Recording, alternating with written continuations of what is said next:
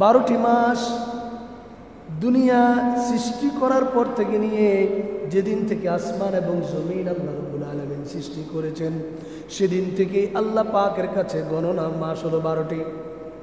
এই 12টি মাসের মধ্যে আল্লাহ রাব্বুল আলামিন 4টি মাসকে আল্লাহ পাক সম্মানিত এবং খুবই গুরুত্ব এবং খুবই তাৎপর্যপূর্ণ মাস হিসেবে আল্লাহ ঘোষণা করে দিয়েছেন। কয়টি মাস? 4টি মাস, যেটি শুধুমাত্র 12টি মাসের কথা কোরআনের মধ্যে আছে।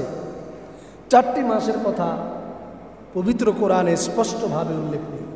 নাহমাদুহু ওয়া নাস্তাঈনুহু ওয়া নাস্তাগফিরুহু ওয়া নু'মিনু বিহি ওয়া নাতাওয়াক্কালু আলাইহি ওয়া না'উযু বিল্লাহি মিন শুরুরি আনফুসিনা ওয়া মিন সাইয়্যাতি আ'মালিনা মান ইয়াহদিহিল্লাহু ফালা মুদিল্লা লাহু ওয়া মান ইউদ্লিলহু ফালা হাদিয়া লাহু ونشهد أن لا إله إلا الله وحده لا شريك له ونشهد أن سيدنا وسندنا وحبيبنا ومولانا محمدا عبده ورسوله الذي أرسله الله تعالى بالحق بشيرا ونذيرا وداعيا إلى الله بإذنه وسراجا منيرا فقد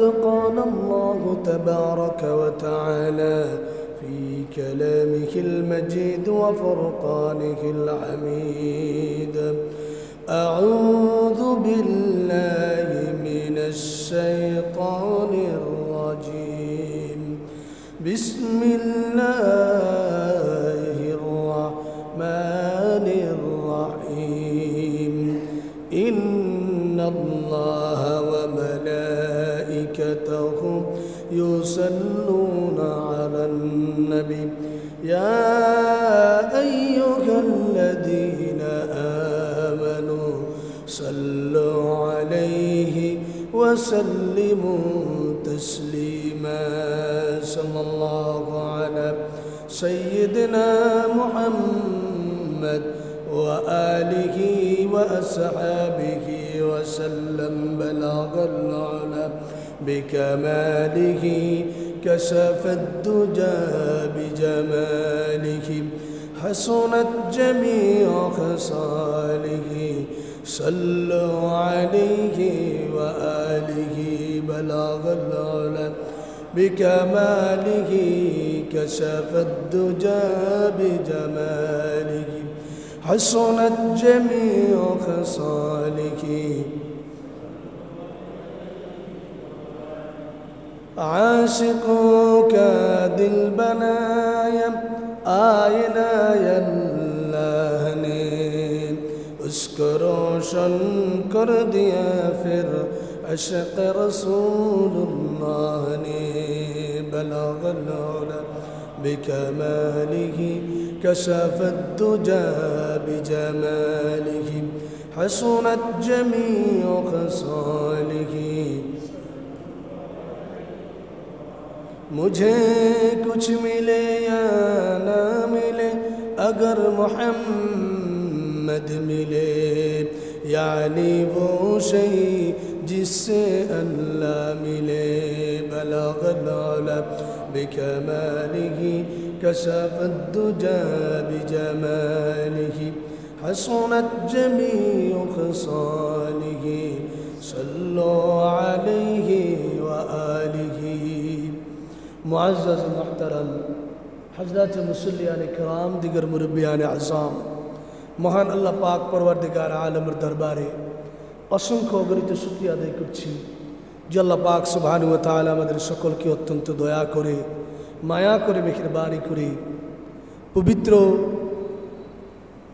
মুহররম মাসের আল্লাহ সুবহানাহু ওয়া তাআলা দ্বিতীয় জুমাতে উপস্থিত হওয়ার তৌফিক ইনায়েত করেছেন। এজন্য সে রব্বুল ইজ্জত ওয়াল জালালের দরবারে সকলে অন্তরস্থল থেকে শ্রদ্ধাজড়িত কণ্ঠে কালিমাত শুকর আদায় করি, সকলে উচ্চ আওয়াজ উচ্চারণ করি আলহামদুলিল্লাহ। আজ 1447 হিজরি সনের পবিত্র মুহররম মাসের দ্বিতীয় জুমা। আল্লাহ সুবহানাহু ওয়া তাআলা মুহররম মাসকে এবং আরও কয়েকটি মাসকে আশউরে হুরুম সম্মানিত এবং পবিত্র মাস হিসেবে আল্লাহ রাব্বুল আলামিন ঘোষণা করেছে।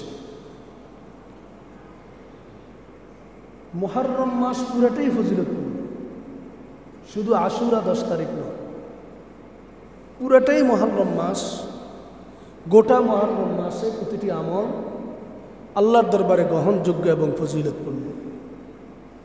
মুহররম মাসের তাৎপর্য সম্পর্কে আল্লাহ রাব্বুল আলামিন পবিত্র কোরআনের সূরাতুত তাওবার 36 নম্বর আয়াতে আল্লাহ পাক স্পষ্ট ভাষায় ঘোষণা করে বলেন, এই মর্মে আল্লাহ রাব্বুল আলামিন বলেন, ইন্না ইদ্দাতাশ শুহুরি ইনদাল্লাহি 12 শাহরান ফি কিতাবিল্লাহ ইয়াওমা খালাকাস সামাওয়াতি ওয়াল আরদ মিনহা আরবাআতুন হুরুম যালিকাদ দীনুল কাইয়্যিম ফালা তাযলিমু ফীহিন্না আনফুসাকুম। আল্লাহ রাব্বুল আলামিন বলেন, 12টি মাস দুনিয়া সৃষ্টি করার পর থেকে নিয়ে যেদিন থেকে আসমান এবং জমিন আল্লাহ রাব্বুল আলামিন সৃষ্টি করেছেন, সেদিন থেকে আল্লাহ পাকের কাছে গণনা মাস হলো 12টি। এই 12টি মাসের মধ্যে আল্লাহ রাব্বুল আলামিন 4টি মাসকে আল্লাহ পাক সম্মানিত এবং খুবই গুরুত্ব এবং খুবই তাৎপর্যপূর্ণ মাস হিসেবে আল্লাহ ঘোষণা করে দিয়েছেন। কয়টি মাস? 4টি মাস, যেটি শুধুমাত্র 12টি মাসের কথা কোরআনের মধ্যে আছে। 4টি মাসের কথা পবিত্র কোরআনে স্পষ্টভাবে উল্লেখ নেই। হাদিসে পাকে রাসূল করিম সাল্লাল্লাহু আলাইহি সাল্লাম এই আয়াতের তাফসীর করে 4টি মাসের কথা ঘোষণা করেছেন, যা অন্য হাদিসের মধ্যে এসেছে। আল্লাহ পাকের কাছে 4টি মাস হলো লাগাতার সালাসুন মুতাওয়ালিয়াত, 3টি হলো ধারাবাহিক মাস, যুলকাদা, যুলহিজ্জা, মুহররম, আর আরেকটি মাস হলো রজব, যেটি শাবান এবং রমজানের মধ্যবর্তী মাস। এই 4টি মাসকে আল্লাহ রাব্বুল আলামিন সম্মানিত এবং পবিত্র মাস ঘোষণা করেছেন।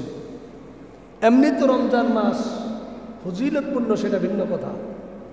এটা ছাড়াও 4টি মাসকে আল্লাহ পাক ফজিলত ঘোষণা করেছে। সে আল্লাহ রাব্বুল আলামিন বলেন, এই 4টি মাসকে যখন তোমরা পাইবা, অবশ্যই এই 4 মাসে বেশি বেশি করে তোমরা ইবাদত করার জন্য চেষ্টা করবা। কারণ আল্লাহর কাছে পবিত্র হাদিসের মাধ্যমে আমরা বুঝতে পারি, এই পবিত্র মুহররম মাস পবিত্র রমজানের পরে আল্লাহর কাছে সবচেয়ে গুরুত্বপূর্ণ একটি মাস। রাসূল করিম সাল্লাল্লাহু আলাইহি ওয়াসাল্লাম ঘোষণা করেন, ওয়ান আবি হুরায়রা রাদিয়াল্লাহু তাআলা আনহু قال قال النبي صلى الله عليه وسلم أفضل الصيام بعد شهر رمضان صيام شهر الله المحرم وأفضل الصلاة بعد الفريضة صلاة الليل أو كما قال عليه الصلاة والسلام। प्यार नबी रसूल करीम सल्लल्लाहु अलैहि वसल्लम इरशाद करें, अफजल सियाम बाद शहर रमजान सियाम शहरुल्लाहिल मुहर्रम। আল্লাহ পাকের পবিত্র রমজানের পরে সবচেয়ে গুরুত্বপূর্ণ, সম্মানিত, একেবারে ফজিলতপূর্ণ মাস হচ্ছে আল্লাহর দরবারে মুহররম মাস, যেটাকে আরবি ভাষা বলা হয় শাহরুল্লাহ, আল্লাহর মাস। আর ওয়া আফজালুস সালাতি বাদাল ফারিজা, আল্লাহর রাসূল বলেন, ফরজ নামাজের পরে সর্বোত্তম গুরুত্বপূর্ণ ফজিলতপূর্ণ নামাজ হলো সালাতুল লাইল, তাহাজ্জুদের নামাজ। আল্লাহ রাব্বুল আলামিন এই দুটি আমলকে বান্দার অন্যান্য আমলের তুলনায় আল্লাহ পাক বেশি বেশি কবুল করে নেন। রমজানের পরে সর্বোত্তম মাস হলো মুহররম মাস, কারণ হাদিস এসেছে এই পবিত্র রমজান মাসের আগে মুহররমের রোজা ছিল, আশুরার রোজা ছিল, তৎকালীন সময়ে পূর্ব যুগে ফরজ ছিল। যেদিন রমজানের ফরজ রোজা নাজিল হয়েছে, এরপর থেকে আশুরা এবং মুহররমের রোজা ফরজ নফল এবং মুস্তাহাব হয়ে গিয়েছে, রমজানের রোজাটুকু ফরজ হয়ে গিয়েছে। ঠিক তদ্রূপ তাহাজ্জুদের নামাজও আল্লাহর দরবারে অনেক গুরুত্বপূর্ণ, যেটি রসুলের জন্য ছিল ফরজ। তাহাজ্জুদের নামাজ এত গুরুত্বপূর্ণ, যখন মানুষ ঘুমিয়ে পড়ে আল্লাহর দরবারে দাঁড়িয়ে আল্লাহর সাথে কথোপকথনের, আল্লাহর সাথে দরখাস্তের, আল্লাহর কাছে আবেদনের অন্যতম একটি মাধ্যম হচ্ছে এই তাহাজ্জুদের নামাজ। এই জন্য কেউ যদি তাহাজ্জুদের নামাজ পড়তে পারে তো আল্লাহ রাব্বুল আলামিন অন্যান্য নফলের তুলনায় তার তাহাজ্জুদকে আল্লাহ বেশি কবুল আর মঞ্জুর করে নেন। সুবহানাল্লাহ। এই জন্য হাদিসে পাকে রাসূল করিম সাল্লাল্লাহু আলাইহি সাল্লাম বলেছেন, এই হাদিসটি স্পষ্ট সহিহ বুখারীর মধ্যে এসেছে, মুসলিমের মধ্যে এসেছে। সেই হিসাবে আমাদের পুরা মুহররম মাসেই তাৎপর্যপূর্ণ এবং ফজিলতপূর্ণ। আমরা এই মুহররম মাসে বেশি বেশি করে আল্লাহর দরবারে ইবাদত করব ইনশাআল্লাহ। এরপরে আসি, মুহররম মাসের মধ্যে অন্যতম গুরুত্বপূর্ণ একটি আমল হলো আশুরার আমল, রোজা, আশুরা রোজা। হাদিসে পাকে এসেছে রাসূল করিম সাল্লাল্লাহু আলাইহি ওয়াসাল্লাম ইরশাদ করেন, وعن أبي قتادة رضي الله تعالى عنه أن النبي صلى الله عليه وسلم قال صيام يوم عاشوراء إني أحتسب على الله أن يكفر السنة التي قبله أو كما قال عليه الصلاة والسلام। প্যারা নবী রাসূল করিম সাল্লাল্লাহু আলাইহি ওয়াসাল্লাম বলেন, আশুরার রোজা, আল্লাহ নবী বলেন আমি আশাবাদী আল্লাহর দরবারে যে যেই ব্যক্তি আশুরার রোজা রাখবে আল্লাহ পাক তার পিছনের 1 বছরের সগীরা গুনাহ মাফ করে দিবেন। বলেন সুবহানাল্লাহ। আশুরার একটি রোজার বিনিময়ে আল্লাহ পাক 1 বছরের গুনাহ মাফ করে দিবেন। হাদিসটি যেমন তিরমিজিতে এসেছে, সহিহ মুসলিমে এসেছে, আরও অন্যান্য হাদিসের কিতাবের মধ্যে হাদিসটি এসেছে। সেই হিসাবে আমাদের জন্য গুরুত্বপূর্ণ হলো এই মুহররম মাসের অন্যতম আরেকটি রোজা হলো আশুরার দিনে রোজা রাখা। এমনি তো মুহররম মাসে যতটুকু পারি আমরা রোজা রাখি, যতটুকু পারি ইবাদত করি। মুহররম মাসের গুরুত্বপূর্ণ দুটি আমল, একটি হলো এই মুহররম মাসে বেশি বেশি করে রোজা রাখা, ইবাদত করা। আরেকটি আমল হলো মুহররম মাসে আল্লাহর দরবারে নিজের গুনার জন্য তওবা করা, মাফ চাওয়া। কারণ ফিহি তাবাল্লাহু সুবহানাহু ওয়া তাআলা, আল্লাহ সুবহানাহু ওয়া তাআলা এই দিনে, বিশেষ করে আশুরার দিনে আমাদের জন্য করণীয় যেমন রোজা, পালনীয় তেমন হলো আমাদের জন্য তওবা করা। পূর্ব যুগের যারাই অপরাধ করেছে প্রত্যেকের অপরাধ আল্লাহ পাক এই আশুরার দিনে আল্লাহ রাব্বুল আলামিন মাফ করে দিয়েছেন। কবুল আর মঞ্জুর করে আল্লাহ পাক তাদের গুনাহগুলোকে মাফ করে নিয়ে, তাদের তওবাকে কবুল করে নিয়ে আল্লাহ পাক তাদেরকে পবিত্র বানিয়ে দিয়েছে। এই জন্য আমাদের আশুরার করণীয় হলো দুটি, একটি হলো তওবা করা, আরেকটি হলো রোজা রাখা। কারণ রাসূল করিম সাল্লাল্লাহু আলাইহি সাল্লামের আরেকটি হাদিসে আমরা পাই, ওয়ান ইবনে আব্বাস রাদিয়াল্লাহু তাআলা আনহু قال ما رأيت النبي صلى الله عليه وسلم يتحرى صيام يوم فضله على غيره إلا هذا اليوم يوم عاشوراء وهذا الشهر يعني شهر رمضان رواه البخاري। সহিহ বুখারীর মধ্যে বর্ণনা এসেছে, রাসূল পুরনূর সাল্লাল্লাহু আলাইহি সাল্লামের প্রখ্যাত সাহাবী হযরতে আব্দুল্লাহ ইবনে আব্বাস রাদিয়াল্লাহু তাআলা আনহু বলেন, মা রাআইতুন নবিয়্য সাল্লাল্লাহু আলাইহি ওয়াসাল্লাম ইয়াতাহাররা সিয়াম ইয়াউমিন ফাদ্দালাহু আলা গায়রিহি ইল্লা হাদাল ইয়াউম ইয়াউম আশুরা। রাসূল করিম সাল্লাল্লাহু আলাইহি সাল্লাম অন্য কোনো দিনকে মুহররমের মাসে এত গুরুত্ব দেননি যেই আশুরার দিনকে আল্লাহ রাসূল যত বেশি গুরুত্ব দিয়েছেন। সুবহানাল্লাহ। এবং আরবি মাসগুলোকে এত ফজিলতপূর্ণ আল্লাহ করেছেন, তার মধ্যে রমজানকে আল্লাহ রাসূল বেশি গুরুত্ব দিয়েছেন। সেই হিসাবে আশুরার দিনের রোজা আল্লাহ নবী সাল্লাল্লাহু আলাইহি সাল্লাম কখন আসবে এই জন্য তিনি অপেক্ষায় থাকতেন। বলেন সুবহানাল্লাহ। এই জন্য ভাইয়েরা আমার, আমাদের জন্য গুরুত্বপূর্ণ এবং ফজিলতপূর্ণ যেমন মুহররম মাস, তেমন আমাদের জন্য ফজিলতপূর্ণ আরেকটি দিন হলো আশুরার রোজা, আশুরার দিন। এই দিন, এর ইতিহাস, এর তাৎপর্য, ঐতিহাসিক তথ্য রসুল করিম সাল্লাল্লাহু আলাইহি সাল্লামের হাদিসের মাধ্যমে আমরা পেয়ে যাই। কারণ আমরা যখন নাকি দেখলাম আশুরার রোজা কিভাবে এসলো, হযরত ইবনে আব্বাস রাদিয়াল্লাহু তাআলা আনহু বলেন, ইন্না রাসূলুল্লাহি সাল্লাল্লাহু আলাইহি ওয়াসাল্লাম কাদিমাল মদিনা। রাসূল করিম সাল্লাল্লাহু আলাইহি সাল্লাম যখন মক্কা থেকে হিজরত করে মদিনায় গেলেন, মদিনায় যাওয়ার পরে পাওয়া জাদাল ইয়াহুদা সিয়ামান ইয়াউমা আশুরা। রাসূল করিম সাল্লাল্লাহু আলাইহি সাল্লাম ইহুদিদেরকে এই আশুরার রোজা রাখা অবস্থায় পেলেন। মক্কা থেকে হিজরত করে মদিনায় যাওয়ার পরে দেখলেন ইহুদিরা আশুরার রোজা রাখছে। আল্লাহ রসুল সাল্লাল্লাহু আলাইহি সাল্লাম তাদের দিকে তাকিয়ে জিজ্ঞাসা করলেন, ফাকাল লাকুম রাসূলুল্লাহ সাল্লাল্লাহু আলাইহি ওয়াসাল্লাম মা হাদাল ইয়াউমুল্লাযী তাসুমুনা। আল্লাহ রসুল তাদেরকে জিজ্ঞাসা করলেন, ও ইহুদিরা, এই রোজাটা যে তোমরা রাখলা এটা কিসের রোজা, কেন তোমরা রোজা রাখলা? ইহুদিরা সকলে এক বাক্যে জবাব দিল, ফাকালু হাদা ইয়াউমুন আযীমুন আনজাল্লাহু ফীহি মূসা ওয়া কওমাহু ওয়া গররাকা ফিরআউন ওয়া কাওমাহু।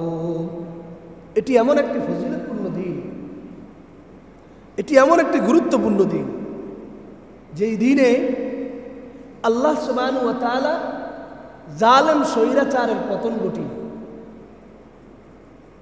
ফেরাউন নামক যে স্বৈরাচার জালেম ছিল, ফ্যাসিস্ট ছিল, এই ফেরাউনের পতন ঘটিয়ে যে সব সময় হযরতে মূসাকে জ্বালাত, একেবারে শিশু অবস্থা থেকে নিয়ে মূসা আলাইহিস সালামের নবুয়ত পর্যন্ত যে জ্বালাতন করেছে, এই ফেরাউনের সকল ধরনের চক্রান্ত ষড়যন্ত্র থেকে আল্লাহ পাক মূসা নবী এবং তার কওমকে তৌহিদবাদী, একত্ববাদের অংশী, একত্ববাদে যারা বিশ্বাসী প্রত্যেককে, আল্লাহর উপরে যারা বিশ্বাসী প্রত্যেককে এবং মূসা নবীকে আল্লাহ রাব্বুল আলামিন এই দিনে ফেরাউনের জুলুম নির্যাতন থেকে আল্লাহ হেফাজত করেছেন। সুবহানাল্লাহ। শুধু তাই নয়, ষড়যন্ত্র চক্রান্ত নির্যাতনের হাত থেকে হেফাজত করেছেন তাই নয়, আল্লাহ রাব্বুল আলামিন সেই ফেরাউনকে সমুদ্রের মধ্যে ডুবিয়ে মেরেছেন এবং তার কওম, তার দোসর দালাল যারা ছিল, একই সাথে সকলকে, কাউকে রেহাই দেওয়া হয় না। স্বৈরাচারের দালাল, জালেমের দালালও যারা ছিল, একই সাথে সবাইকে, সেই ঘটনা ফেরাউনের সময় যেরকম হয়েছে, একসাথে সকলকে, সকল স্বৈরাচার জালেমকে আল্লাহ রাব্বুল আলামিন এই মুহররমের 10 তারিখ আশুরার দিনে তাদেরকে ডুবিয়ে সমুদ্রের মধ্যে আল্লাহ পাক তাদের শেষ করে দিয়েছেন। মূসা এবং তার কওম তৌহিদবাদী, একত্ববাদী বিশ্বাসে আল্লাহ রাব্বুল আলামিন সকলকে এই দিনে মুক্তি দান করেছেন। সুবহানাল্লাহ। এই জন্য সেই যুগ থেকে, রসুলের অনেক আগ থেকে এই রোজা মূসা আলাইহিস সালাতু ওয়াস সালাম রেখেছেন এবং তার কওমও এই রোজা রেখেছেন। মূসা আলাইহিস সালাম শুকরিয়া আদায় করার জন্য সেদিন থেকে এই রোজা রাখতেন, তার সাথে সাথে আমরাও সেদিন থেকে রোজা রাখতাম। কারা বলতেছে? ইহুদিরা বলতে। কিন্তু আজকের ইহুদি, আজকের ইসরায়েল যারা, এরা সত্যিকার অর্থে হযরতে মূসার সেই সংবিধান, সেই কিতাবকে তারা অনুসরণ করে না। এরা জালেম। কারণ যদি মূসার অনুসরণ করত, মূসা নবীর কথা মানত, আজকের ইসরায়েল গাজার ফিলিস্তিনের মুসলমানের উপরে অকথ্য ভাষায় নৈরাজ্যকর পরিস্থিতি সৃষ্টি করে সেখানে জাহান্নাম বানিয়ে দিত না, সেখানে একেবারেই কসাইখানায় পরিণত করতো না। কারণ কোনো নবীর বিধানে অন্যায়ভাবে আঘাত করা কোনো ধরনের বিধান কোন আসমানি কিতাবে ছিল। আজকের ইহুদি যারা বলে, আজকের খ্রিস্টান যারা বলে, এরা কখনো তাদের ধর্মীয় কিতাব এবং তাদের নবীদের বিশ্বাসী নয়। কিন্তু তৎকালীন সময়ে রসুলের যুগে যারা ইহুদি ছিল, যারা খ্রিস্টান ছিল, তাদেরকে আহলে কিতাব বলা হতো। তাদের সাথে রসুলের সংঘর্ষ ছিল। এরপর রাসূল করিম সাল্লাল্লাহু আলাইহি সাল্লাম ইহুদিদের মুখালাফা বিরোধিতা করার জন্য সেই সময়ও আল্লাহ রাসূল বলেছে, কারণ দু চারজন দুষ্কৃতিকারী সব যুগেই ছিল। হযরত রাসূল করিম সাল্লাল্লাহু আলাইহি সাল্লাম জিজ্ঞাসা করার পরে ইহুদিরা যখন বলল ফাসামা মূসা শুকরান, মূসা নবী শুকরিয়া আদায় করার জন্য যেমন রোজা রেখেছেন, ফানাহনু নাসুমুহু, সুতরাং আমরাও মূসা নবীর অনুসরণ করে এই 10 তারিখে রোজা রাখতেছি। ফাকালা রাসূলুল্লাহ সাল্লাল্লাহু আলাইহি ওয়াসাল্লাম ফানাহনু আহাক্কু আওলা বিমূসা মিনকুম, ওরে ইহুদিরা, তোমরা যে বলতেছো তোমরা মূসা নবীর অনুসরণ করে রাখতেছো, তোমাদের চেয়ে বেশি হকদার আমি নবী, কারণ আমার ভাই মূসা তাকে আল্লাহ রাব্বুল আলামিন এই দিনে মুক্তি দান করেছেন, তার চেয়ে তোমাদের চেয়ে বেশি হকদার আমি এই দিনে রোজা রাখা আমার জন্য বেশি উত্তম মনে করি। রাসূল করিম সাল্লাল্লাহু আলাইহি সাল্লাম তিনিও এই দিনে রোজা রাখলেন, ও আমার বিসিয়ামিহি, এবং সাহাবা একরামকেও এই দিনে রোজা রাখার জন্য আল্লাহ রাসূল অনুমতি প্রদান করেছে। হাদিসটি সহিহ বুখারীর মধ্যে এসেছে, সহিহ মুসলিমের মধ্যে এসেছে। সাথে সাথে রাসূল করিম সাল্লাল্লাহু আলাইহি সাল্লাম এই কথাও বলে দিয়েছেন, কোনো ইবাদতের ক্ষেত্রে নয়, শুধু সর্বক্ষেত্রে কোনো ইহুদি খ্রিস্টানদের সাথে সাদৃশ্য অর্জন করা যাবে না। হযরত ইবনে আব্বাস রাদিয়াল্লাহু তাআলা আনহু বলেন, قال النبي صلى الله عليه وسلم صوموا يوم عاشوراء وخالفوا فيه اليهود وصوموا قبله يوما أو بعده يوما। সহিহ ইবনে খুজাইমার একটি হাদিস 2095 নম্বর হাদিস এসেছে। রাসূল বলেছেন, ওগো আমার সাহাবীরা, এই দিনে যেহেতু ইহুদিরা যুগ যুগ ধরে তারা রোজা রেখে আসতেছে, তোমরাও ইহুদিদের মতো রোজা রেখো না, বরং এই দিনের ফজিলত পেয়ে তোমরা রোজা রেখো। তবে এক্ষেত্রেও ইহুদিদের সাদৃশ্য অর্জন করা যাবে না, তাদের মুখালেফত করতে হবে। এইভাবে হয়তো একদিন আগে রোজা রাখবা একটি মিলিয়ে, অথবা একদিন পরে আরেকটি রোজা মিলিয়ে, টোটাল 10 তারিখের সাথে 9 তারিখ, অথবা 9 তারিখ 10 তারিখের সাথে 11 তারিখ, এই 2 দিন মিলিয়ে তোমরা রোজা রাখবা, যেন ইহুদির সাথে সাদৃশ্য হয়ে না। কারণ আল্লাহ রাসূল সাল্লাল্লাহু আলাইহি ওয়াসাল্লাম আরেকটি হাদিসে বলেছেন, মান তাশাব্বা বিকওমিন ফাহুয়া মিনহুম, যে কোনো ধরনের জাতির অপসংস্কৃতি তাদের কালচারকে গ্রহণ করবে, সেই জাতির অন্তর্ভুক্ত হবে। সুতরাং ইবাদতের ক্ষেত্রেও কোনো জাতির কালচারকে গ্রহণ করা যাবে না, ইবাদতের ক্ষেত্র গ্রহণ করা যাবে না। এজন্য অবশ্যই তোমরা হয়তো 9-10 অথবা 10-11 এই 2টি দিন তোমরা রোজা রাখার জন্য চেষ্টা করবে। এখন আমাদের মাঝে প্রশ্ন আসে, আমরা কি 9-10 রাখবো না 10-11 রাখবো? উত্তম কোনটা, 9-10 না 10-11? রসুলের ভাষ্য মতে, রসুলের আকাঙ্ক্ষা মতে আমরা উত্তম কোনটা পাব? জায়েজ, একটা হলো জায়েজ আর একটা হলো উত্তম। কোনটা আমরা বেশি পাব? রসুল কোনটার দিকে তার আগ্রহ বেশি ছিল? এবার হাদিস থেকে আমরা দেখি রসুল করিমের আগ্রহ 9-10 ছিল নাকি 10-11 ছিল। আমরা একটু হাদিস থেকে তালাশ করি আল্লাহ রসুল সাল্লাল্লাহু আলাইহি সাল্লাম কোন দিকে বেশি আগ্রহ ছিলেন। এই হাদিসটিও মুসলিম শরীফের মধ্যে এসেছে, যেটি এখন বলছি।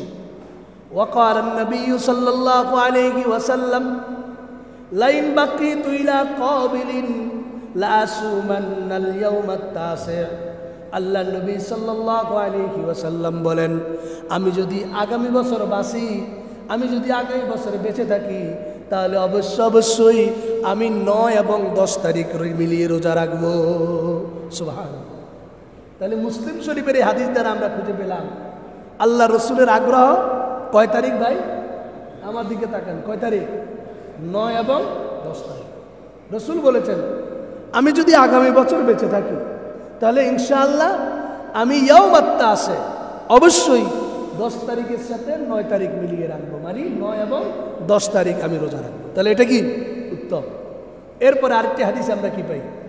وعن ابن عباس رضي الله تعالى عنه قال قال النبي صلى الله عليه وسلم ইজা কানাল আমুল মুকবিল ইনশাআল্লাহু সুমনা ইয়াউমাত তাসি।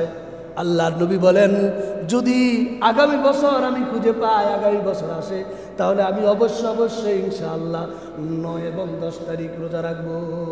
সুবহানাল্লাহ।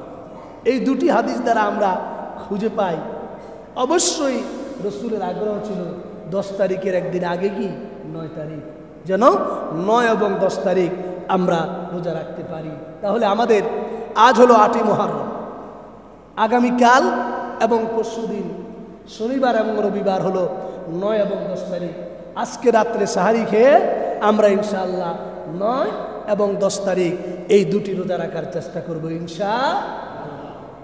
মুহররমের রোজা এই দুটি দিনের রোজা ফরজ নয়, ওয়াজিব নয়, রসুলের সুন্নত এবং মুস্তাহাব। আপনি যদি রাখতে পারেন তাহলে সওয়াব অনেক বেশি। এজন্য আমরা কেউই মাহরুম যাব না ইনশাআল্লাহ।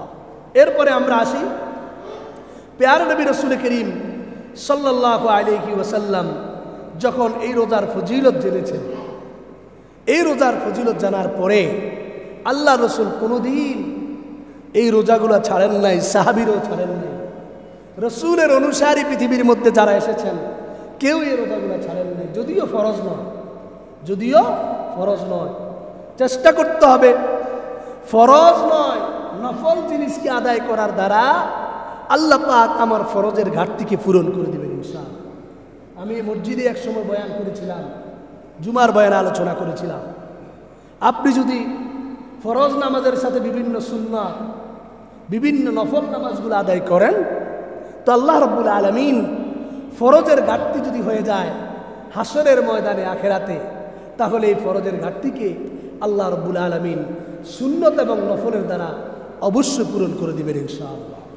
এজন্য আমাদের করণীয়, আমরা তো সুন্নত ছেড়েই দিয়েছি, সুন্নত নামাজ আমরা পড়তেই চাই না। জুমার আগে সুন্নত পড়ব, জুমার পরে সুন্নত পড়ব, মসজিদে এসে আরও যে অন্যান্য নফল নামাজ আছে এগুলো পড়ব, আমাদের সেটা পড়তে মনেই চায় না।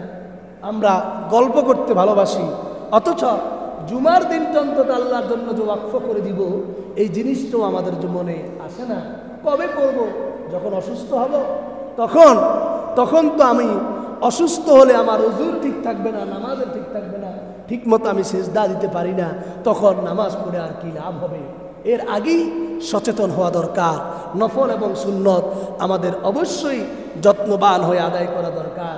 আল্লাহ পাক আমাদের সকলকে আমল করার তৌফিক দান করুন, বলুন আমিন। প্যারা হাজরিন, এই আশুরা পূর্ব যুগ থেকেই আদম আলাইহিসসালাতু ওয়াসসালাম থেকে নিয়ে আমাদের যুগ পর্যন্ত এই মুহররমের 10 তারিখকেই ঐতিহাসিকভাবে আশুরা বলা হয়। এটি শুধুমাত্র হযরতে হুসাইন রাদিয়াল্লাহু তাআলা আনহু কারবালার ময়দানে শহীদ হওয়ার কারণে আশুরা তখন থেকে মর্যাদাপূর্ণ এমন নয়, বরং হযরতে আদম আলাইহিসসালাতু ওয়াসসালাম থেকে নিয়ে এই হুসাইন রাদিয়াল্লাহু তাআলা আনহুর শাহাদাত পর্যন্ত, আমাদের পর্যন্ত, সেই পৃথিবীর সূচনা লগ্ন থেকেই এই আশুরা ফজিলতপূর্ণ। বরং হুসাইন রাদিয়াল্লাহু তাআলা আনহুর শাহাদাত এই আশুরাতে হওয়ার কারণে মর্যাদা আরো বেড়ে গিয়েছে। এটাই হলো বাস্তবতা, এটাই হলো ঐতিহাসিক সত্য কথা।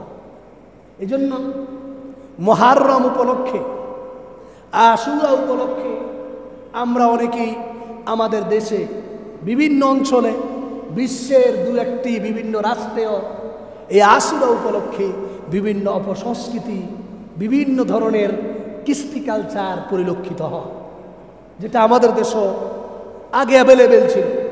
এখন বিজ্ঞান, সায়েন্স, এখন মিডিয়া, বিভিন্ন ধরনের আপনার গুগল সার্চ ইঞ্জিন অ্যাভেলেবেল হয়ে যাওয়ার কারণে এখন কিছুটা কমে গিয়েছে।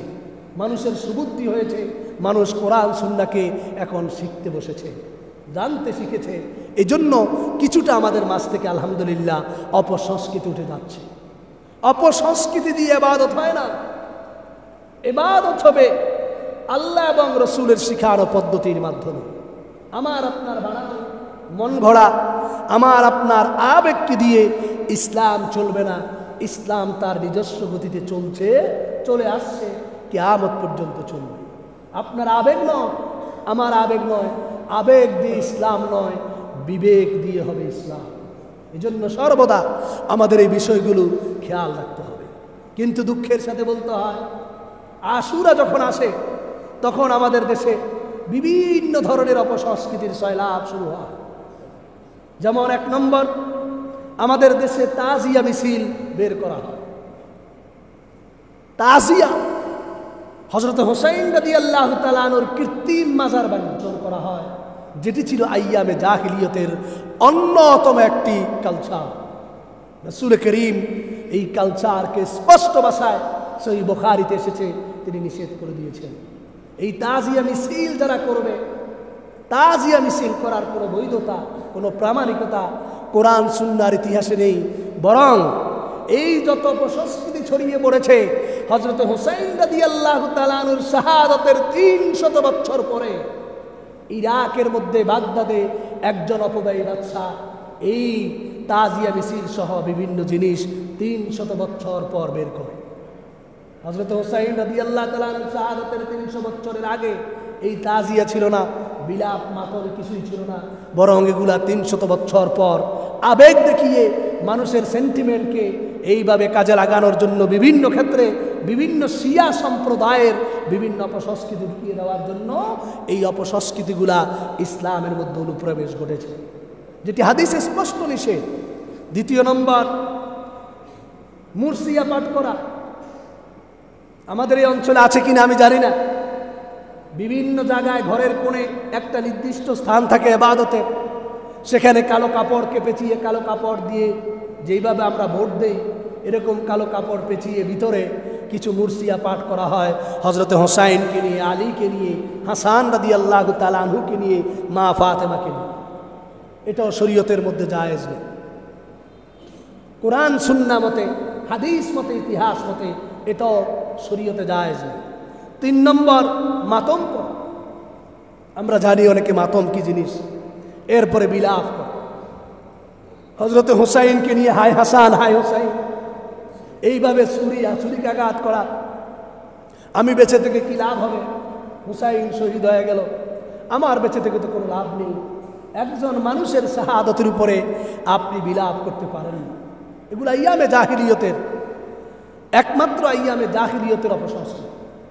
হাদিস এসেছে, বুখারী শরীফের মধ্যে এসেছে, সহিহ বুখারীর 1298 নম্বর হাদিসের মধ্যে এসেছে, وقال النبي صلى الله عليه وسلم ليس منا من ضرب الخدود وشق الجيوب ودعا بدعوى الجاهلية أو كما قال عليه الصلاة والسلام। আল্লাহর নবী প্যারা হাবিব রাসূল করিম সাল্লাল্লাহু আলাইহি ওয়াসাল্লাম বলেন, যেই ব্যক্তি নিজের সাক্কাল জুয়ুবা, নিজের কাপড় চোপড় ছিঁড়ে ফেলে এবং নিজের গালকে ছিঁড়ে ফেলে, শরীরের মধ্যে চামড়া ছিঁড়ে ফেলে, এইভাবে ছুরিকাঘাত করে, ওয়াদা বিদাওয়াল জাহিলিয়া, এবং জাহিলি যুগের যত অপসংস্কৃতি আছে সেই সকল অপসংস্কৃতিকে ইসলামের টেনে নিয়ে আসে, আল্লাহর নবী ঘোষণা করেন লাইসা মিন্না, সে আমার উম্মত হতে পারে না, সে মুসলমান হতে পারে না। সহিহ বুখারীর বর্ণনা মানব নাকি আমরা ইহুদি খ্রিস্টান বা শিয়াদের প্রচলন মানব? সহিহ বুখারীর হাদিসের কথা মানব।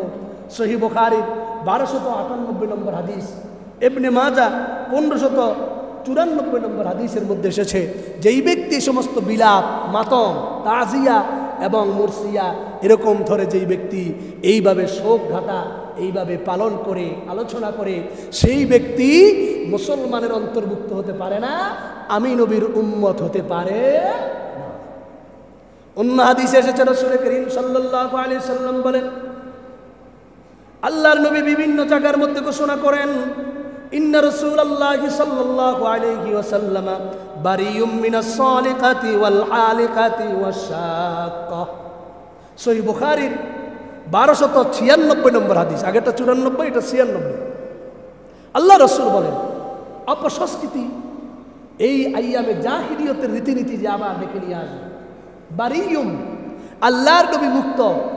আল্লাহর নবী তাদেরকে পছন্দ করেন না যারা মিনাস সালিকা ওয়াল হালিকা ওয়াশ-শাক্কা, যেই নারীরা বিলাপ ধরে কাঁদে। আমাদের দেশও আছে। আগে বিভিন্ন জায়গায় ছিল, ভাড়া করে নারী নিয়ে আসতো কাঁদার জন্য, মুদ্দা মারা গেল। কি ভাই আগে ছিল কি না? এখন মনে হয় কমে গিয়েছে। এইভাবে ওয়াসওয়াল খালাকা, যেই নারীরা মাথার চুল মুন্ডায় ফেলে, মাথার মূল কি চুল মুন্ডায় ফেলে, যেই পুরুষেরা মাথার মূল চুল মুন্ডায় ফেলে, ছেঁচে ফেলে শুধুমাত্র এই শোকের জন্য, ওয়াসাক্কা, এবং যারা আপনার নিজের কি বলে যে ছুরিকাঘাত করে নিজেকে শোক এবং বিভিন্ন বিষয় প্রকাশ করার জন্য, এই বিষয়গুলা যারা নাকি আপনার প্রকাশ করে, আল্লাহ নবী ঘোষণা করেছেন, সেই বুখারীর হাদিসের মধ্যে এসেছে, 1296 নম্বর হাদিসে এসেছে, তারাও আল্লাহ রসুলের উম্মত নয়, রসুল তাদেরকে কাল কিয়ামতের ময়দানে কি করবেন না, সুপারিশ করবেন। এই দুটি হাদিসের মাধ্যমে আমরা স্পষ্ট বুঝতে পারলাম রাসূল করিম সাল্লাল্লাহু আলাইহি ওয়াসাল্লাম অন্যান্য হাদিসের মধ্যে স্পষ্ট বলেছেন, সালাসাতুন, 3 শ্রেণীর উপরে আল্লাহর লানত নাজিল হবে। 1 নম্বর শ্রেণী হলো মুলহিদুন ফিল হারাম, যারা হারাম শরীফের মধ্যে আল্লাহর বিধানের বিরুদ্ধে অবস্থান নেয়। 2 নম্বর শ্রেণী হলো রাসূল করিম সাল্লাল্লাহু আলাইহি ওয়াসাল্লাম বলেন, ওয়া মুবতাগিন ফিল ইসলামে সুন্নাতাল জাহিলিয়া আবগাজুন নাস ইলাল্লাহি সালাসা, আল্লাহর কাছে 3 শ্রেণী অভিশপ্ত, গজবপ্রাপ্ত, যারা আল্লাহর দ্বীন এবং ইসলামের মধ্যে আইয়ামে জাহিলিয়াতের সমস্ত কিছু টেনে নিয়ে আসে। এজন্য জাহিলি যুগের কোনো জিনিস আমরা পছন্দ করব না, আনবো না, মানব না। বুখারী এবং মুসলিমের হাদিস মতে যদি আমরা আমল করতে চাই, কোরআন মতে, এগুলা থেকে বিরত থাকতে হবে। এরপরে 4 নম্বর, এই শোক দিবস পালন করে মুহররমের 10 তারিখে পিপাসার্তদেরকে পানি পান করানোর একটি আলোচনা বিভিন্ন জায়গায় দেখা যায়। অথচ রাসূলের হাদিস মতে আমরা এতক্ষণ যে আলোচনা করলাম, মুহররমের 10 তারিখে রোজা রাখা না পানি পান করা, কি ভাই, খানা পিনা করা নাকি রোজা রাখা? রোজা রাখা। কিন্তু কেউ কেউ বলেন এটা কেন করা হয়? হুসাইন রাদিয়াল্লাহু তাআলা আনহু কারবালার ময়দানে তিনি কি পান নাই, পানি পান নাই, এই জন্য তার শোককে পালন করার জন্য শোকে শোকাহত হয়ে পানি পান করানো হয় পিপাসার্তদেরকে। আইয়ামে জাহিলিয়াতের একটি অপসংস্কৃতি। রাসূল বলেছেন রোজা রাখতে। রাসূল কি হযরত হুসাইন রাদিয়াল্লাহু তাআলা আনহুর আগে না পরে? আরে কথা কয় না, আগে না পরে? হুসাইন রাদিয়াল্লাহু তাআলা আনহুর শাহাদাত রাসূলের ইন্তেকালের অনেক পর। কিন্তু হুসাইন রাদিয়াল্লাহু তাআলা আনহুর শাহাদাতের আগেই তো রাসূল এই হাদিস বলে গিয়েছেন। সেই রাসূল বলেছেন, আইয়ামে জাহিলিয়াতের রীতিনীতি তোমরা মানবা না, বরং আমি বলেছি তোমরা অবশ্যই আমার হাদিস মতে আমল করবা, মুহররমের 10 তারিখ রোজা রাখবা। আর আমরা যদি পিপাসার্তদেরকে পানি পান করাই, তাহলে রাসূলের হাদিসের বিরোধী হয়ে গেল কিনা বলেন? বিবেক কি বলছে? আবেগ দিয়ে নয়। আমি আগে বলছি আবেগ দিয়ে ইসলাম নয়, বিবেক আমার কাটাতে হবে, আমার বিবেক কি বলছে। আবার সব বিবেক দিয়েও ইসলাম হবে না। ইসলামের বিবেক আপনার সাথে অ্যাডজাস্ট হতে হবে। ইসলাম বলেছে পায়ের উপর দিয়ে আপনি মুজা মাসে করবেন, বিবেক বলতেছে মুজার মধ্যে ময়লা লাগে পায়ের নিচে, ঠিক না? মুজার ময়লা লাগে কি নিচে দিয়ে, আর আপনার বিবেক বলতেছে মাসে তো করবো নিচের দিকে না। ইসলাম বলেছে না, এখানে তোমার বিবেক নয়, এখানেই বাস্তবতা হলো, এখানে কোনো যুক্তি চলবে না। এখানে রাসূল বলেছেন উপর দিয়ে মাসে করবা। এটাই অজু চলে যায় একদিক দিয়ে, কিন্তু অজু করি আমরা আরেক দিক দিয়ে, কি ভাই ঠিক কি না? আমার বিবেক বলছে ওই জায়গাটা ধুলেই তো হচ্ছে, তাহলে তার অজুর প্রয়োজন নাই। আপনার এই বিবেকে হবে না। ইসলাম বলেছে এইভাবেই অজু করতে হবে। সব বিবেক আবার সব জায়গায় চলবে না, বিবেকেই শ্রেষ্ঠ আদালত, এটাও আবার কোনো কোরআন হাদিসের কথা নয়, এটা মুরশিদের কথা। হ্যাঁ, যেই বিবেক কোরআন সুন্নাহ মতে, সেটাকে আমরা মানতে পারি, ইনশাআল্লাহ অসুবিধা নেই। এরপরে আসুন ঈসা আলাইহিস সালামের জন্য কিছু পাকানো এই 10 তারিখে। 10 তারিখে রোজা রাখার বিধান আপনি কীভাবে পাবেন? ইফতার করেন, সমস্যা নেই, সেটা ইফতারের পরে খান, সেটা বিরিয়ানি করেন, সমস্যা নেই, কোনো অসুবিধা নেই। এরপরে আসুন বাচ্চাদেরকে খালি পায়ে রাস্তায় এই 10 তারিখে হাঁটানোর ব্যবস্থা করা হয়। হাঁটানো সওয়াব মনে করা হয়। কারণ হযরত হুসাইন রাদিয়াল্লাহু তাআলা আনহুর পরিবার পরিজন, এটা তো দুঃখ আফসোস আমাদের জন্য। হুসাইন রাদিয়াল্লাহু তাআলা আনহু যেভাবে শাহাদাত বরণ করেছেন, এটা তো আমাদের জন্য আফসোসের বিষয়, উম্মার জন্য একটি কালো অধ্যায়। সেটা ঠিক আছে, যারা করেছে তাদের বিচার আল্লাহ করবেন ইনশাআল্লাহ, করেছেন করবেন ইনশাআল্লাহ, সেটা আমাদের শোকের বিষয়। কিন্তু তাই বলে আইয়ামে জাহিলিয়তের রীতিনীতি আমরা এদিকে আনতে পারবো না। কোন বাচ্চাকে আপনি এইভাবে বরকতের জন্য হাঁটিয়েছেন, আমাকে একটু দেখান তো সেই বাচ্চা ভবিষ্যতে এমন কি হয়েছে যে হেঁটেছে, আমাদেরকে একটু দেখাই দিন ইনশাআল্লাহ। এটা শরীয়তের কোনো বিধান নয়। এরপরে আসুন, দোল তবলা বাজানোর ব্যবস্থা করা হয়, যদিও আমাদের এখানে নাই, বিভিন্ন জায়গায় আছে। অথচ রাসূল করিম সাল্লাল্লাহু আলাইহি সাল্লামের হাদিস, ওয়াকাল নবী সাল্লাল্লাহু আলাইহি ওয়াসাল্লাম সৌতান মালউনান, আল্লাহর নবী বলেন দুটি আওয়াজ আল্লাহর কাছে অভিশপ্ত, দুটি আওয়াজ, পৃথিবীর সব আওয়াজ নয়, মাত্র দুটি আওয়াজ আল্লাহর কাছে অভিশপ্ত। এক নম্বর আওয়াজ সাউত মিজমারিন ইনদা নি'মা, আল্লাহর নবী বলেন ঢোল তবলার আওয়াজ নেয়ামতের সময়, গায়ে হলুদের সময়, বিভিন্ন অনুষ্ঠানের সময় আওয়াজ করা, ডেকসেটের আওয়াজ, এটা আল্লাহর দরবারে অভিশপ্ত একটি আওয়াজ। এটা শুধু 10ই মুহররমের সাথে সংশ্লিষ্ট নয়, আমরা করি কি করি না? গায়ে হলুদ ইনদা নি'মা বলেছেন রাসূল, গায়ে হলুদ বলেন নাই, নি'মা বলেছেন। বিভিন্ন আনন্দ, বিভিন্ন শুকরিয়া আদায় করার ক্ষেত্রে, ব্যবসা বাণিজ্য উদ্বোধনের ক্ষেত্রে, বিভিন্ন ধরনের নায়িকা গায়িকা নায়ক গায়ক দিয়ে আমরা আমাদের অনুষ্ঠান পরিচালনা উদ্বোধনের ক্ষেত্রে যেগুলো ব্যবহার করি, সংবর্ধনা দেয় স্কুলের ছাত্রীদেরকে দিয়ে, এমপি সাহেবকে, সব আইয়ামে জাহিলিয়তের কৃষ্টি কালচার। রাসূল বলেছেন এই দুটি আওয়াজ আল্লাহর দরবারে অভিশপ্ত। একটি আওয়াজ হলো গায়ে হলুদ, বিভিন্ন অনুষ্ঠানে আপনি ডেকসেট বাজিয়ে, ঢোল তবলা বাজিয়ে আনন্দ উদযাপন করা, এটা শরীয়তে সম্পূর্ণ নিষেধ, এবং সেই সময় আল্লাহর লানত নাজিল হয়। বলে নাউজুবিল্লাহ। আমাদের এই অঞ্চলে আছে না নাই? আছে কি না? যারা ডেকসেট বাজান এইভাবে বিবাহ অনুষ্ঠান সহ গায়ে হলুদে উদ্বোধনের সময় বিভিন্ন ক্ষেত্রে, আজকে থেকে আমরা সেটা বন্ধ করে দিব। এই আওয়াজ আল্লাহর দরবারে কি বলেন? অভিশপ্ত আওয়াজ। আমরা আজকে থেকে ডেকসেট বাজাবো না, দোল তবলা বাজাবো না, ইনশাআল্লাহ বলেন ইনশাআল্লাহ। দ্বিতীয় আওয়াজটি কি? ওয়াসাউতু ওয়াইলিন ইনদা মুসিবাহ, আল্লাহর রাসূল বলেন বিপদের সময় এমন কথা বলা, আজরাইল বুঝি আমার স্বামীকে দেখতে পেয়েছে, ভাই বলে কি বলে না, আমার সন্তানকে বুঝি আজরাইল দেখেছে আর কারোর দেখে নাই, আসেন এরকম না, মানে বিলাপ বিলাপ করা, এইভাবে বিভিন্ন ধরনের আওয়াজ তোলা, এটাই আওয়াজ, এই ওয়াইলের আওয়াজ, এমন আওয়াজ তোলা আল্লাহর দরবারে অভিশপ্ত। আমরা এই আওয়াজ থেকেও আমরা আল্লাহর কাছে পানা চাইব। এই সব কিছু বিপদ দেন কে? আবার বিপদ থেকে উদ্ধার করেন কে?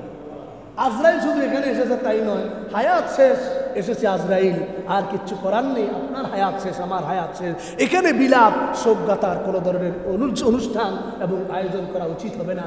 এই জন্য আমরা সকলে চেষ্টা করব, ভাইরা আমার, প্রত্যেককে হাত জোর করে বলি, যদিও কথাগুলা আমাদের অল্প সময়ের ভিতরে শেষ করতে হচ্ছে, কিন্তু এই কথাগুলো এক একটি কথা 1-1.5 ঘন্টার আলোচনার বিষয় রাখে।